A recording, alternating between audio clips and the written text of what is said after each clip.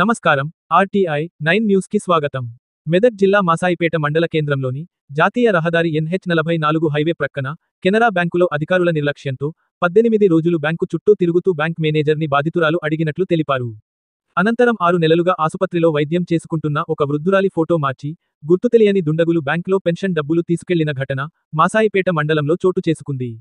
బాధితురాలు తెలిపిన వివరాల ప్రకారం గ్రామానికి చెందిన శేషు పెంటమ్మ గత కొన్ని రోజులుగా గాంధీ ఆసుపత్రిలో వైద్యం చేసుకుంటుంది. ఇదే క్రమంలో కొందరు వ్యక్తులు ఆమె పెన్షన్ బుక్కుపై ఫోటో మార్చి ప్రతి నెల పెన్షన్ తీసుకెళ్లినట్టు ఆరోపిస్తుంది.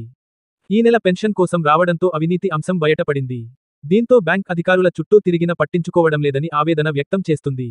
బుధవారం బ్యాంకు మేనేజర్ను మీడియా ప్రశ్నించగా మా బ్యాంకు అధికారుల నిర్లక్ష్యం జరిగిందని మీడియా ముందు అంగీకరించారు. అదేవిధంగా ముందు మెట్లపై బైఠాయించి నిరసన తెలిపింది. తనకు న్యాయం చేయాలంటూ ఆవేదన వ్యక్తం చేసింది. ఈ విషయమై బ్యాంకు మేనేజర్ని సంప్రదించడంతో మా బ్యాంక్ అధికారుల వల్ల మా లోపమే అని అన్నారు. విచారణ చేపిస్తానని తిరిగి డబ్బులు చెల్లించే బాధ్యత మా అధికారులదేనని తెలిపారు. గత సంవత్సరాల తరబడి చదువు రాని వారికి ఎన్నో మోసాలు జరుగుతున్నాయని చుట్టుపక్కల గ్రామస్తుల బాధితులు తెలుపుతున్నారు. అనంతరం ఫిర్యాదు చేస్తే విచారణ చేపడతామని నిందితులను పట్టుకుంటామని తెలిపారు. బాధితురాలు మాట్లాడుతూ నేను ఫిర్యాదు చేయను, మీరే బ్యాంకు వారు నా డబ్బులు దోచుకొని వేరే వారికి ఇస్తున్నారని, మీరే విచారణ చేసి నా డబ్బులు నాకు ఇప్పియాలని, లేకపోతే ఇక్కడనే మరణిస్తానన్నారు. అనంతరం బ్యాంక్ అధికారుల నిర్లక్ష్యం వల్లనే తనకు అన్యాయం జరిగిందని శేషు పెంటమ్మ ఆరోపిస్తున్నారు. బ్యాంక్ మేనేజర్ నవీన్ రెడ్డిపై బ్యాంక్ సిబ్బంది అధికారులపై చర్యలు తీసుకోవాలని, విచారణ చేపట్టి దళిత మహిళను చీటింగ్ చేసినట్లు డిమాండ్ చేశారు.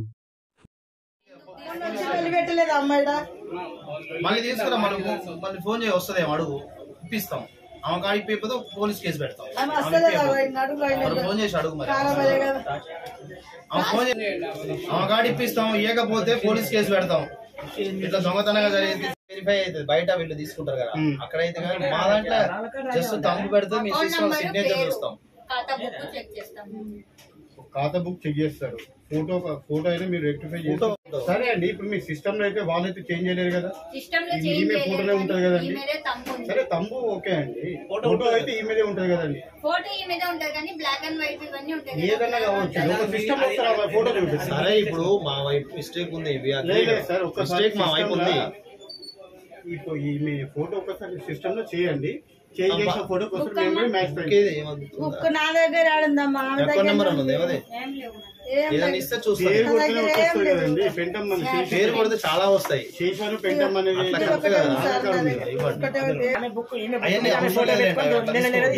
చెప్పినా కదా. ఇప్పుడు ఆమె నీకు పర్మిషన్ ఇచ్చింది కదా, నా ఖాతా బుక్ చూపించండి. ఏం ప్రాబ్లం ఉంది? ఏం ప్రాబ్లం మరి వేరే ఏంటి సార్, పాస్బుక్ మీద ఆమె దొంగతనంగా ఈమె ఫోటో అతికించుకొని వచ్చింది. వెరిఫికేషన్ లో అది నేను ఎంక్వైరీ చేస్తా. ఎంక్వైరీ చేసి మా వాళ్ళు తప్పు ఉందంటే మా వాళ్ళకి అన్ని రికవరీ చేస్తాం మేము. ఓకే, కనీసం మీ సిబ్బంది అయినా మీకు చెప్పగలిగిరా సార్, ఇట్లా సమస్య వచ్చింది సార్ అని చెప్పి మీ దృష్టికి తీసుకురాగలిగిరా? తీసుకొచ్చారు. ఎలాంటి యాక్షన్ తీసుకున్నారు? అప్పుడు వెరిఫై చేస్తూనే ఉన్నాం. అవి ఎప్పుడు సీసీటీవీ చూస్తున్నాం, అన్ని చూస్తూనే ఉన్నాం. ఆల్రెడీ మీకు క్లియర్ గా ఉంది పాస్బుక్. ఇప్పుడు ఇమీడియట్లీ అది జరిగిన నెక్స్ట్ డేనే మా క్యాషియర్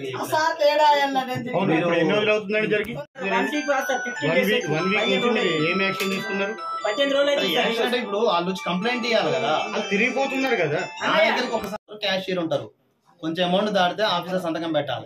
చిన్న అమౌంట్ కి డైరెక్ట్ క్యాషియరే చేస్తాడు. బ్యాంక్ లో నేను మళ్ళీ చెప్తున్నా, ఆమె ఫోటో తీసేసి బయట ఆటోలో కూర్చొని నాకు నడవస్తలేదని వేరే వాళ్ళతో రాపిచ్చి తీసుకుపోయింది సార్. నేను 4 సార్లు వచ్చిన, నీ పిచ్చి వేరే వాళ్ళు వచ్చి చెప్పిండా సార్. 4 సార్లు వస్తామా, నీకు ఇబ్బంది లేదని చెప్పినా కదా. నీకు ఇవన్నీ ఎవరు ఏం చేశారు అన్ని చేసి మీ కేసు పెడతాం, పోలీస్ కేసు పెడతాం. అన్నీ అయిన తర్వాత నీ ఇబ్బంది ఉండదు. నాకు కేసు అవసరం లేదు సార్. కేసు పెట్టాలి. కేసు వద్దు నాకు. 12 నెలల పైసలు నాకు 6 నెలలు 18 రోజులు అవుతుంది ఇయ్యలటికి. కాబట్టి మేము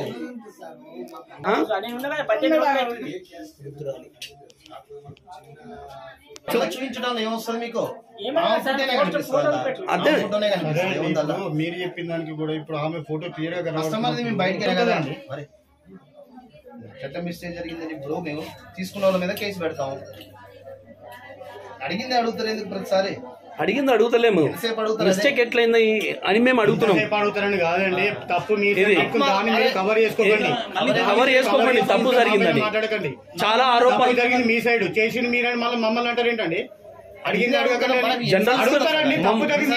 తప్పు జరిగింది మీ సైడ్ కాబట్టి 100 సార్లు అడుగుతారండి. తప్పు జరిగినప్పుడు 100 సార్లు అడుగుతారు. 100 సార్లు అడగకూడదు కదా? ఎందుకు అడిగారండి? అలాంటప్పుడు బ్యాంకు సిస్టమ్ అన్నప్పుడు మీ సైడ్ తప్పులే జరగదు. తప్పులు జరిగిందండి. మేము అడిగిన దానికి సార్, మేము అడిగిన దానికి మా కరెక్ట్ ఆన్సర్ మీకు లభిస్తే ఎప్పుడు లభిస్తుంది? చెప్పినా కదా ఏం లభించలేదు మీకు. ఏం లభించలేదు మీ ఖాతాదారు మీకు ఏం లభించలేదు. అడగండి. మీ సిస్టమ్ నుంచి కస్టమర్ ఫోటో కావాలండి. అది ఇవ్వరండి. ఎందుకు ఇవ్వరండి? బ్యాంకు రూల్స్ మాకు కూడా తెలుసు అండి. కూడా ఎస్బీఐ తప్పు జరిగినప్పుడు ఎవరైనా ఇస్తారు. మేము కూడా కనుక్కున్న తర్వాత ఇక్కడికి వచ్చినామండి. కనుక్కున్నాము. కాన్ఫిడెన్షియల్. సరే, కస్టమర్ వచ్చినప్పుడు అడిగినప్పుడు ఇస్తారా ఇవ్వరండి? మీరు కస్టమర్ కి అయినప్పుడు మీ దగ్గర సిస్టమ్ లో పెట్టుకుని ఎందుకండి? కస్టమర్ కి తప్పు జరిగిందండి. ఇక్కడ వెళ్తామండి. తప్పు జరిగింది కాబట్టి కస్టమర్ చెప్తున్నప్పుడు ఎందుకు ఇవ్వాలి? ఎక్కడ అన్యాయం జరుగుతుంది అక్కడ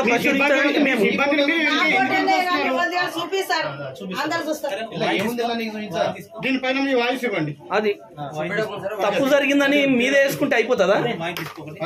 బయట ఆరోపణలు చాలా వస్తున్నాయి మీ మీద. చూపిస్తుంది. ఇందాక దాకా చెప్పిన మళ్ళీ జరిగింది సార్. నాకు డబ్బు ఉంది, నేను ఎక్కువసేపు మాట్లాడలేదు. అలా తప్పించుకుంటే ఎట్లా సార్? మళ్ళీ చేసేటి ఏమో బాగుంటాయి. జబ్బు ఉంది, ఇన్ని రోజులు జబ్బు లేదు. చూపించినావు, చూసినావా? ఇంకేంది తీయలేదు ఆయన. ఏంది సైలెంట్? ఫ్రాడింగ్ జరిగింది ఖచ్చితంగా. చూపిస్తలేడంటే అది ఒప్పుకుండు కదా. వాయిస్ ఇవ్వండి కదా. మీరు ఫోటో చూపిస్తలేదంటే ఫ్రాడింగ్ అయింది. నేను చూపించలేదు, నువ్వు సెకండ్ లో కట్ చేసావు. ఆమె తెలియక చూస్తాను. ఓకే, పర్వాలేదు. వాయిస్ ఇవ్వండి. ఏం వాయిస్ ఇవ్వాలి ఇప్పుడు మీకు? ఫస్ట్ రిటర్న్ కంప్లీట్ ఏమైంది? ఏం ఇంటికి 7 గంటలకు ఆగి ఖర్చు కూర్చుంటారు కదా. ఇప్పుడు పంపించండి సార్. ఇంటికన్నే అంటున్నారంట, ఇంటికన్నే భోజనాలు చేస్తున్నారంట. మీరు ప్రజలను ఇబ్బందులకు గురి చేస్తున్నారంట. డబ్బులు ఒత్తిడి.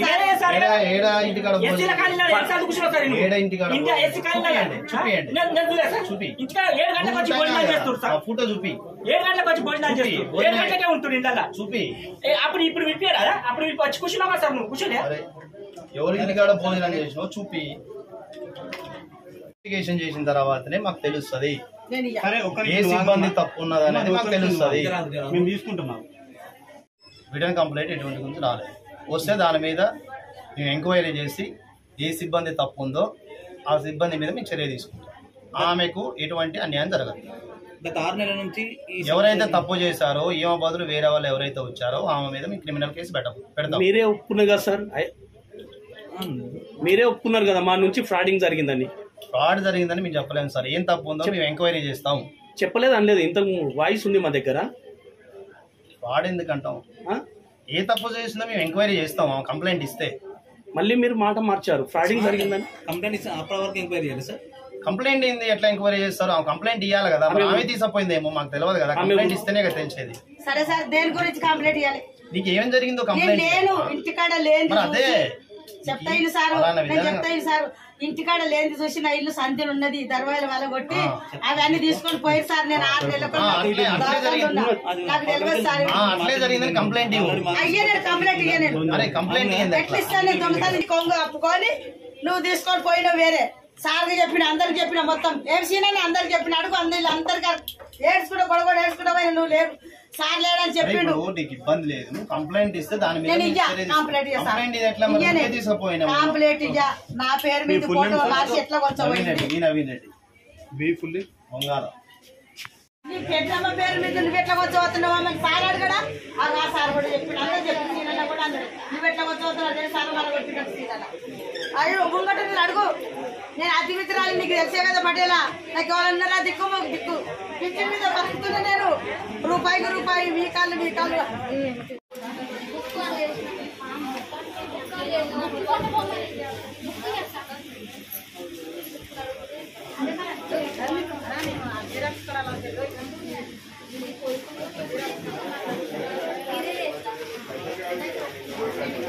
నువ్వు చూపించాలని మేనేజర్ అంటుండు కదా. ఫోటో కావాలేదు దాని మీద, నా ఫోటో అయితేనే ఇప్పుడు ఇష్యూ అది కాదు కదా. ఇప్పుడు చెప్తుందా సార్? నేనండి మా సైడ్ మిస్టేక్ ఉందని చెప్పాను. ఇప్పుడు ఆమె తీసుకురమ్మనండి, ఎవరు తీసుకొస్తే ఆమెతో మాట ఆమె మీరు ఫోటో వదిలిపెట్టండి. ఫోటో ఎందుకు చూపించాలి? ఫోటో అట్లా తీస్తారు సిబిఎస్ లో ఫోటో ఆల్రెడీ అకౌంట్ ఉంది, ఆ ఫోటో తీసుకోవచ్చు కదా. మా కంప్యూటర్ ఫోటో మీకు ఎట్లా ఇస్తాం? మీరు మనిషి అన్నే ఉంది అదే కదా మనం మాట్లాడేది. కస్టమర్ చెప్పిన తర్వాత మీకు ప్రాబ్లం ఏంటి చూస్తే నీకు చెప్పండి. ఇప్పుడు అదే కదా మనం మాట్లాడేది. మీ హెడ్ ఆఫీస్ నుంచి మీకు ఉందా ఏంటిది ప్రోటోకాల్ ఉందా? చూపించద్దని కస్టమర్ లేనిది కస్టమర్ ముంగట చెప్తాం కదా, మాకు అవసరం లేదు. కస్టమర్ డాటా మాకు ఆమె అకౌంట్ లో బ్యాలెన్స్ ఇంటుందని మేము అడగట్లేదు. మేము ఫోటో మేము ఒకసారి కూడా మేము కూడా రెక్టిఫై చేసుకుంటాము. ఎందుకు చూపించారు? అడ్రస్ చూపిస్తాం, అది చూపియం. అరే మీరు వినండి, ఖాతా డబ్బులు కావాలంటే మేము ఇస్తాం డబ్బులు. మా సైడ్ మిస్టేక్ మిస్టేక్ ఎట్లా ఉంటుంది మీ దగ్గర? ఇస్తారు. ఏం కావాలి మీకు? డబ్బులు ఇచ్చిన మేడం, నేను వేరే బుక్ తీసుకొస్తా, మీరు వేరే వాళ్ళకి ఇస్తారా? నేను వేరే బుక్ తీసుకొచ్చి నేను వేరే బుక్ తీసుకొస్తా, నాకు డబ్బులు ఇస్తారా? తప్పు జరిగి ఇస్తాం. ఒకవేళ మిస్టేక్ అయితే ఇస్తాం. మిస్టేక్ అయ్యింది కాబట్టి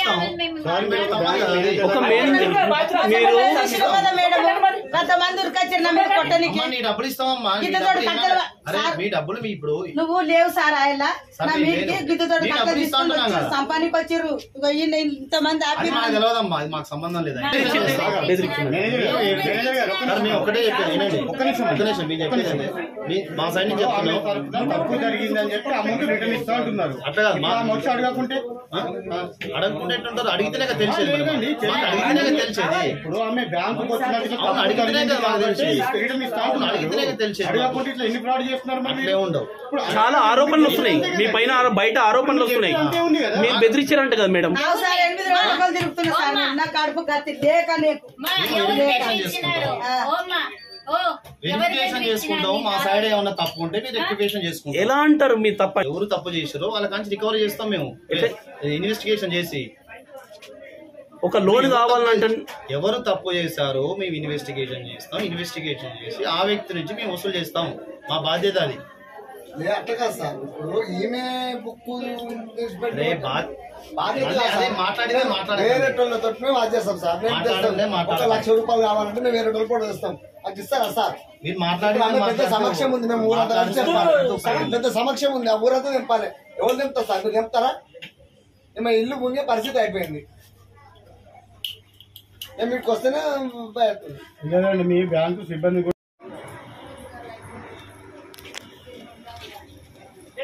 చెప్పు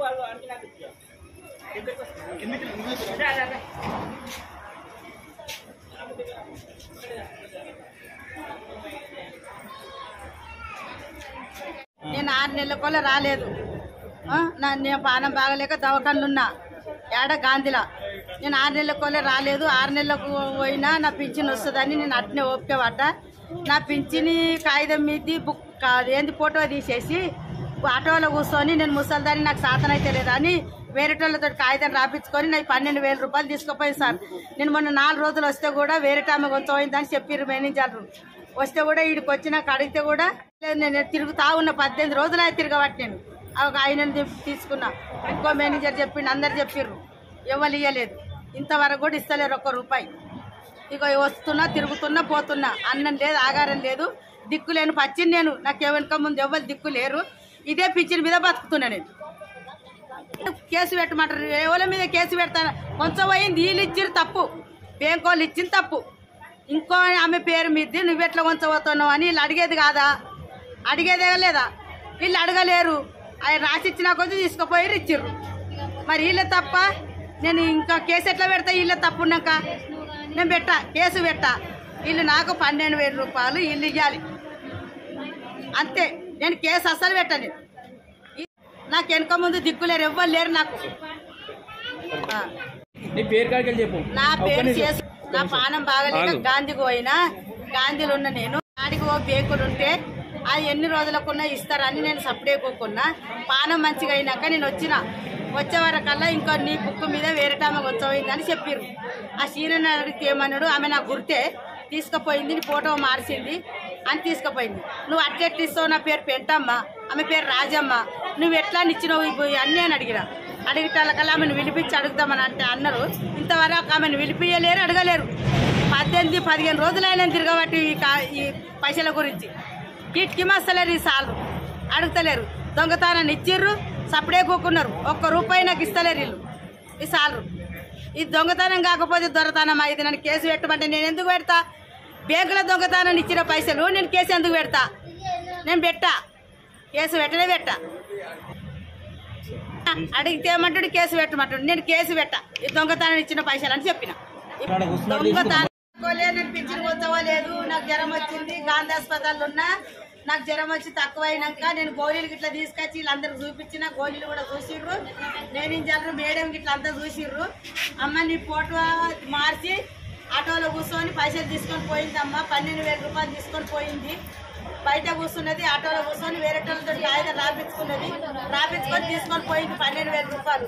అంటే నేనన్ను నువ్వు అట్టెక్కిస్తావు సార్, నా పేరు పెంటమ్మ, ఆమె పేరు రాజమ్మ, నువ్వు ఎట్లా ఇచ్చినవని అంటే సరే పిలిపిస్తాం అడుగుతామన్నారు. ఇంతవరకు అడగలేరు ఆమెను. 4-5 సార్లు ఇప్పుడు 8 రోజులు తిరుగుతున్నా నేను. అదే దసరా వేసుకొని తిరుగుతున్నా కానీ ₹1 ఇస్తలేరు వీళ్ళు ఇస్తలేరు. కేసు పెట్టమంటే నేను ఎందుకు పెడతా? దొంగతనం వీళ్ళు పైసలు ఇచ్చిన వాళ్ళు నేను ఎందుకు కేసు పెడతా? ఇది బ్యాంకు కాదా? ఎట్లిస్తారు పింఛని? వేరే వాళ్ళ పేరు మీద ఇంకోళ్ళకి ఎట్లిస్తారు? నా పేరు పెంటమ్మ, మీ పేరు రాజమ్మ, నా పింఛని ఆమెకి ఎట్లిస్తారు? వీళ్ళు దొంగలు కాకపోతే దొరలా ఎట్లిస్తారు నా పైసలు? 12,000 రూపాయలు నన్ను